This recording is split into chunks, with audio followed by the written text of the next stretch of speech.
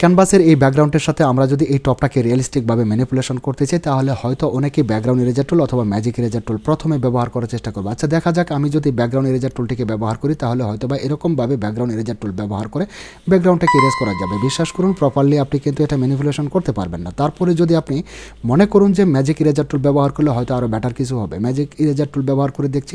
দেখুন magic eraser টুল ব্যবহার করার পরেও এটা প্রপারলি ব্যাকগ্রাউন্ড ইরেজ হচ্ছে না, এটার কিন্তু ভিতরে নয়েজ আছে। যদি আমি ইমেজটাকে জুম করে আপনাদের দেখাই, আচ্ছা তারপরে হয়তো যারা আরেকটু প্রো লেভেলের আছি তারা হয়তো চেষ্টা করব যে আমরা কোনো একটা সিলেকশন টুল ব্যবহার করে এটাকে আমরা যদি অবজেক্ট সিলেকশন টুল করে দিই তাহলে হয়তো বা আমরা আরও প্রপারলি আরও ইমপ্রুভ কিছু করতে পারবো। আচ্ছা আমি অবজেক্ট সিলেকশন টুলটাকেও নিলাম, নেওয়ার পরে এবার যদি এটাকে মাস্কিং করে দিই, দেখুন এবার কিন্তু ব্যাকগ্রাউন্ডটা ইরেজ হয়েছে। বাট আপনি যদি এটাকে জুম করুন দেখবেন যে ভিতরে অনেক নয়েজ কিন্তু রয়েছে। আপনি দেখতে পাচ্ছেন ভিতরে অনেক হোয়াইট নয়েজ কিন্তু রয়ে গেছে, তাহলে এটাও কিন্তু প্রপারলি হলো না। আচ্ছা এবার একটা সহজ টেকনিক দেখে নেন, যেই টেকনিকের মাধ্যমে আপনি খুব সহজেই এই ব্যাকগ্রাউন্ডটা ইরেজ করে এই ব্যাকগ্রাউন্ডটির সাথে এটাকে রিয়েলিস্টিকভাবে ম্যানিপুলেশন করা যাবে। আচ্ছা যদি আপনার কাছে ফটোশপের এই ভার্সনটি থাকে তাহলে অবশ্যই আপনার কাছে অবজেক্ট সিলেকশন টুল থাকবে।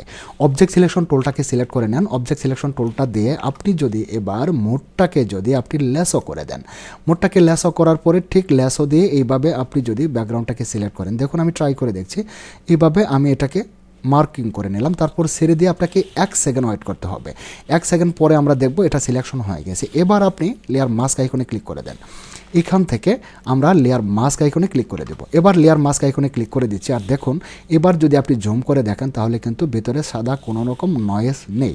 আচ্ছা এবার আমাদের কাজ হবে, এবার দেখুন আমরা এইখানে টপের ব্যাকগ্রাউন্ডটাকে চেঞ্জ করেছি। টপের ব্যাকগ্রাউন্ডটাকে চেঞ্জ করার পরে আমরা যাব create fill or adjustment layer আইকনে। এবার আমরা যাব create fill or adjustment layer আইকনে, এখান থেকে create fill or adjustment layer আইকনে ক্লিক করে দিচ্ছি। এবার আমরা এক্সপোজারে ক্লিক করে এক্সপোজারটাকে সিলেক্ট করে দেব। এক্সপোজারের প্যানেলটা কিন্তু আমার ওপেন হয়ে গেছে, এটা কিন্তু মূলত এক্সপোজারের প্যানেল, তাই না? তো এক্সপোজারের প্যানেলটা ওপেন হওয়ার পরে এটাকে আমরা ক্লিপিং মাস্ক করে দেব। তো ক্লিপিং মাস্ক করার জন্য দেখুন এখানে ক্লিপিং মাস্ক আইকন দেওয়া আছে। এবার এখান থেকে ক্লিপিং মাস্ক আইকনে ক্লিক করে দেন। ভিডিওর মাঝখানে ছোট্ট একটি কথা বলতে চাই, এখানে লাইক করতে হবে না, শেয়ার করতে হবে না, চ্যানেল সাবস্ক্রাইব করতে হবে না। শুধু এতটুকুই বলবো, ভিডিওটি দেখে যদি আপনার বিন্দুমাত্র কাজে লেগে থাকে তাহলে আপনি কোথায় থেকে ভিডিওটি দেখছেন একটু কমেন্টে জানিয়ে যাবেন। ক্লিপিং মাস্ক আইকনে ক্লিক করার পরে আমরা সবার টপে দেখতে পাচ্ছি এক্সপোজার। এবার এক্সপোজারটাকে একটু আপ করে দেন। এক্সপোজারটাকে আপ করলে আমরা ব্যাকগ্রাউন্ডের সাথে এটা ন্যাচারালিটি একটা লাইট এফেক্ট কিন্তু অ্যাড করে দিলাম। আচ্ছা লাইট এফেক্ট অ্যাড করার পরে মোটামুটি কিন্তু হয়ে গেছে, ব্যাকগ্রাউন্ডের সাথে আমাদের এই টপের কালারটা কিন্তু ম্যাচ করে গেছে। এখন ম্যাচ করার পরে এটার আমরা যদি একটা শ্যাডো তৈরি করি তাহলে আরেকটা অনেকটু রিয়েলিস্টিক মনে হবে। এবার শ্যাডো তৈরি করার জন্য আমাদের লেয়ারের ফুলের টপের লেয়ার হলো এটা, এই লেয়ারটিকে সিলেক্ট করে দেন। তারপর কিবোর্ড থেকে কন্ট্রোল বাটন চেপে ধরে আপনি নিউ লেয়ার আইকনে ক্লিক করে দেন।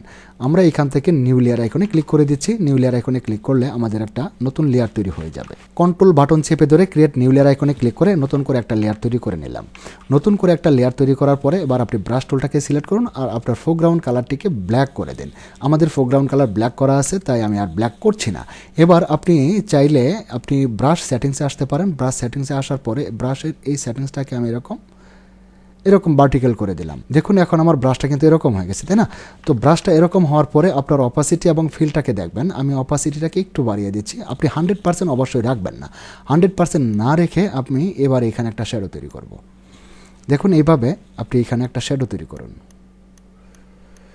আমি এখানে একটা শ্যাডো তৈরি করে নিলাম। এখন কিন্তু আমার এই ব্যাকগ্রাউন্ডের সাথে এই টপটা একদম রিয়েলিস্টিক মনে হচ্ছে। শেষ করবো আজকের ভিডিও। পরিশেষে আপনাদের প্রত্যেকের সুস্বাস্থ্য এবং নেখায়াত দানে প্রার্থনা মহান রাব্বুল আলামিনের দরবারে রেখে এখানেই শেষ করছি। আল্লাহ হাফেজ। কথা হবে ইনশাল্লাহ আগামী ভিডিওতে।